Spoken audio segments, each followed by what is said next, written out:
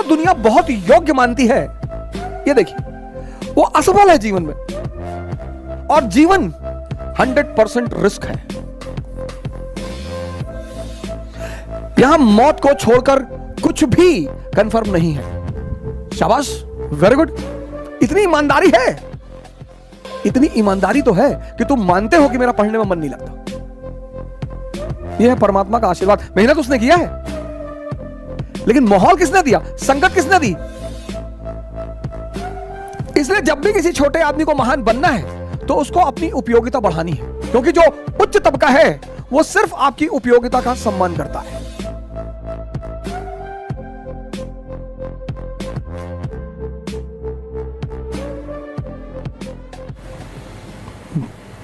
जय हिंद फ्रेंड्स।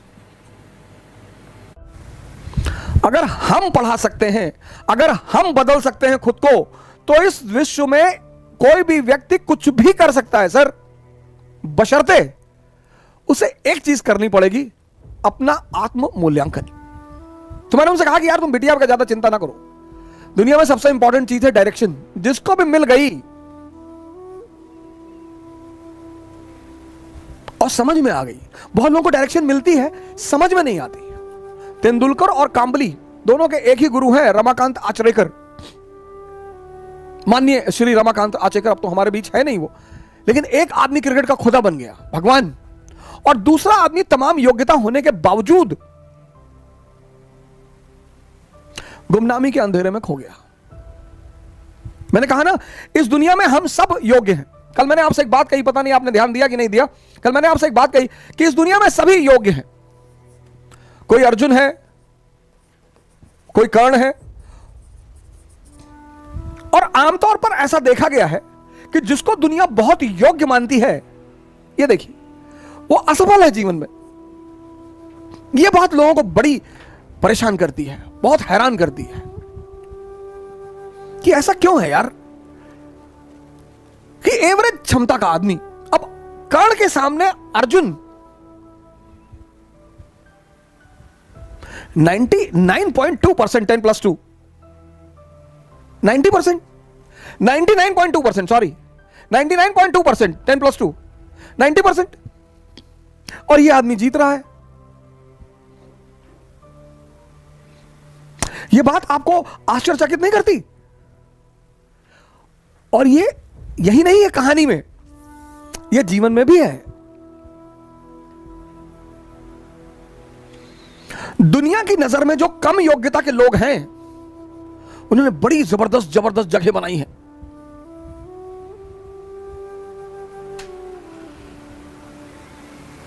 दुनिया में जो कम योग्यता के लोग हैं, उन्होंने बड़ी जबरदस्त जबरदस्त जगह बनाई है। क्यों है ऐसा? क्योंकि जो भी संदेह के सहारे चलेगा, संदेह, जिसको भी अपने कामों पे डाउट है, इसका सारथी कौन है? संदेह, मन, शल्य।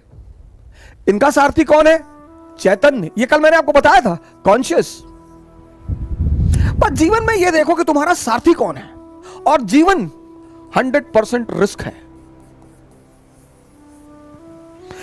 यहां मौत को छोड़कर कुछ भी कंफर्म नहीं है।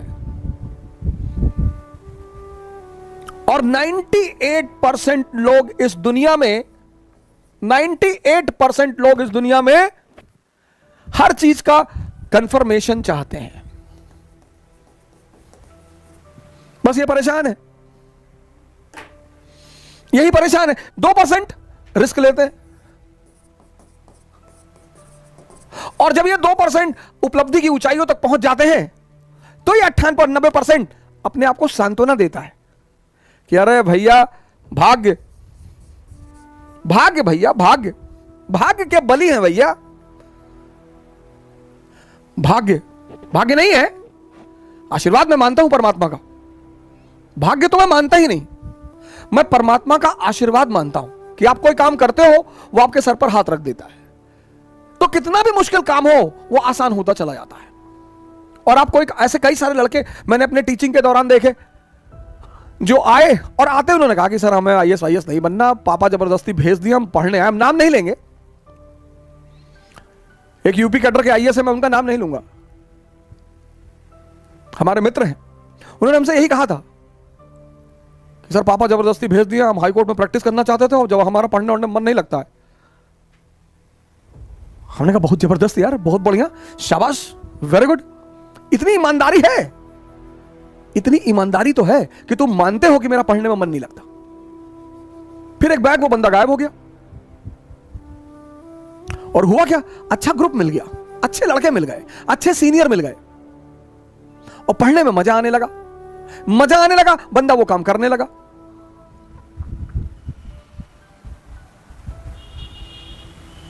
तीन 381वीं रैंक है आईएएस में, पहले अटेम्प्ट में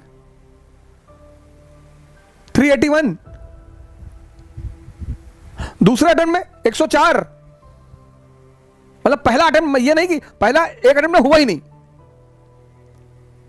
दूसरे अटेम्प्ट में 381, 104। यह है परमात्मा का आशीर्वाद। मेहनत उसने किया है, लेकिन माहौल किसने दिया, संगत किसने दी? मैं कर्म के सिद्धांत पर प्रभु के आशीर्वाद को मानता हूं। भाग्य जैसी कोई चीज होती ही नहीं। भाग्य सिर्फ एक बहाना है, ये 98% लोगों को अपने आप को डिफेंड करने का। ऐसा मैं मानता हूं, हो सकता है मैं गलत हूं, मैं इस बात से इनकार नहीं कर सकता, लेकिन हम जैसे लोगों को भाग्य नहीं मानना चाहिए।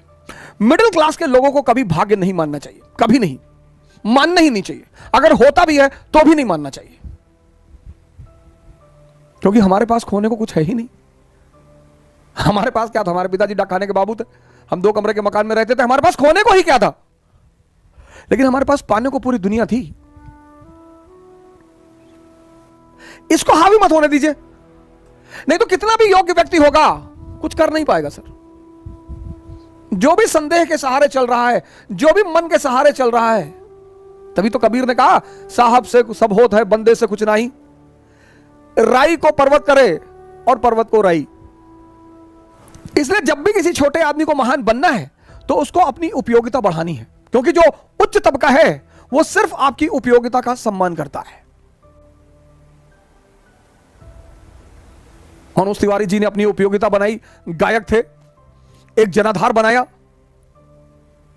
दिल्ली भाजपा के अध्यक्ष बने, जीत जाते तो संभावना थी मुख्यमंत्री बनते, सांसद हैं ही।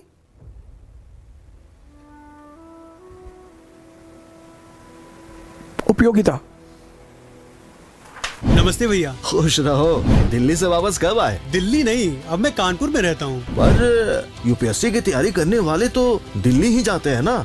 जाते थे, पर जब से कानपुर में इकरा आईएएस आया है, सब कानपुर ही जाते हैं। वहाँ दिल्ली से आधे खर्चे में रहना पढ़ना भी हो जाता है और ओझा सर की देख रेख में बेस्ट प्रिपरेशन भी हो जाती है। ये तो बड़ी अच्छी बात है। तैयारी ज्यादा, खर्चा कम। Ikra IAS by Ojha sir, near 9 number crossing, Sharda Nagar, Kanpur.